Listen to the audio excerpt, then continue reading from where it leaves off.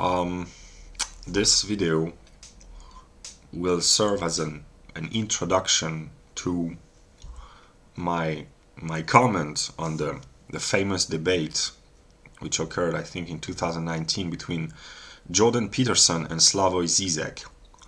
I've watched the entire debate, I've taken notes, and I want to comment what these two great thinkers have said during that debate. And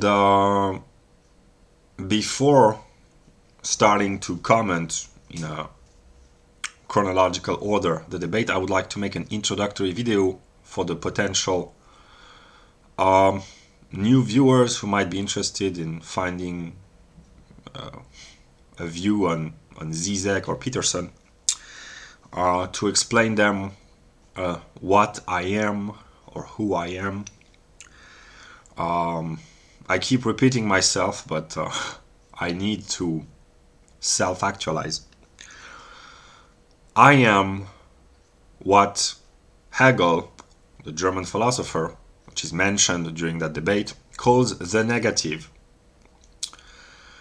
I am also what he calls reason.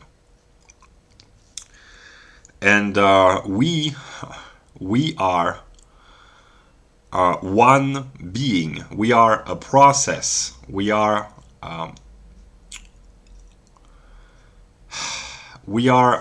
a being in a process of becoming conscious of itself. And if I had to talk like a philosopher, I would use 3 or 4 philosophers to make my language intelligible to those who are broadly knowledgeable in philosophy. I will quote a passage from the Exegesis of Philip K. Dick, in which he talks about Leibniz. He says, "We are colonies of monads." A monad, according to Leibniz, is some sort of an intellectual atom. It's a mind which inhabits each individual. We are colonies of monads who perceive others with blurred vision as materially existing, whereas in reality only monads, minds, exist. So if Leibniz is correct, you, whoever you are perceiving me as materially existing, although strictly speaking only my mind, my monadic self, is real. God being the highest monad who harmonizes and integrates the other monads. The concept colonies of monads being what humans really are, but due to blurred vision we see bodies. So if I might ask something from my viewer, is to try to focus on the meaning of my words and the intellectual content of my words, and try to forget my empirical self. So that was the first definition. The second is that we are, in the language of Spinoza, one infinite substance, which is God. And this infinite substance exists in 2 attributes, thought and extension, or in other words, mind and material space, so to speak, soul and body, to simplify. And in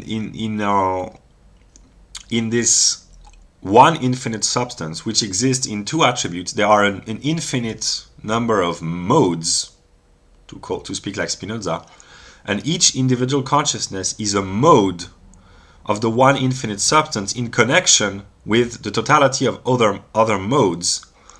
And and finally we have the view of Hegel, which tries to reconcile Spinoza and Leibniz. And the view of Spinoza is ontological monism. It's an oriental view, the idea that all things are one. And Leibniz is the proponent of Western individualism, in a sense that he views the self as the main principle, whereas Spinoza sees the totality. And Hegel tries to reconcile both views by explaining that the substance is a self-movement of individualization, so separation from itself, and a process of re-establishing the substantial unity. So in the view of Hegel, individual minds are figures of consciousness, and since we are interested in Zizek and Peterson, they are figures of consciousness in the sense that they reflect world spirit, which is the spiritual reality becoming conscious of itself at a certain stage in its development and in the process of becoming conscious of itself. And the reason why these two men are admired and fascinate so much, both on the left and the right, is that because they express true ideas and interesting ideas and fascinating ideas. So individual minds find themselves reflected in the minds of these two men. And yeah, so that's the broad view. And as an individual, I am conflicted because I have a conflict within me between my lower self, as I call it, which is the empirical individual that you see, who is prejudiced, biased, wicked, selfish, who has negative tendencies, and what I call my higher self, which is the self, the real self, which is identical in every consciousness, because my higher self, when he speaks,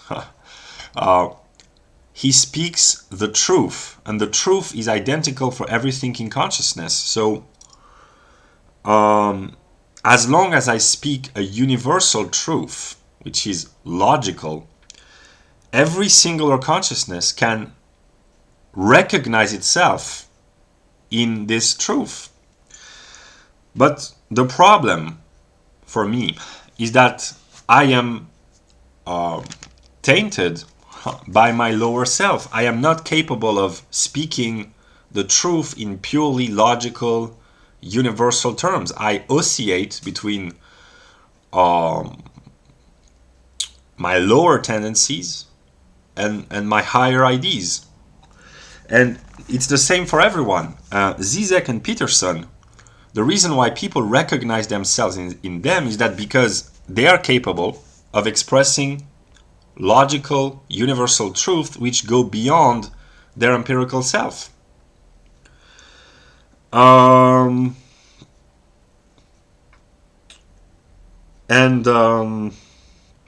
Another idea that I want to express before starting to comment in the next video, the debate.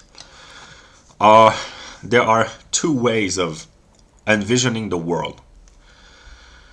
The first, which is common sense, is to envision that the world is the result of a 13 billion years old, something like that, process of cosmological, Darwinian, historical process, and that we are the result of this evolution.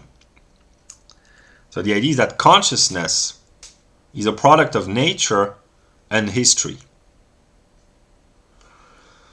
which is common sense. But the view that I have in some of my most enlightened moments is that nature would not exist without consciousness. In this sense, I am an idealist. And I claim that without my consciousness being aware of the world would not exist. Which is an idea which is so ludicrous and strange that I myself struggle to believe in it, and I understand that others might not understand or accept it. But my higher self knows that this idea is true. And the first step towards acting like a courageous person is to accept, to defend what one believes or knows to be true. So I will, in the videos concerning this debate, I will try to adopt the point of view of ordinary consciousness, which is the cosmological, biological, historical process, and the point of view of reason, which is the idea that reality is the projection of my higher self, which is maybe the mind of God. So that's what I will do. And the only way through which I can convince others of my own truth is to produce a speech which will enlighten them to the point of they will be forced to admit that I speak the truth. And no matter how insane or ludicrous the truth might appear, others one day will be forced, because of the truth, to acknowledge that I was right. So, yeah. I will comment in a chronological order the debate. And this video is not the most interesting, but I will put the link to this video in all the videos in which I will comment the debate, in order for the newcomers, the potential people who are interested, understand my endeavor and my position. And yeah, so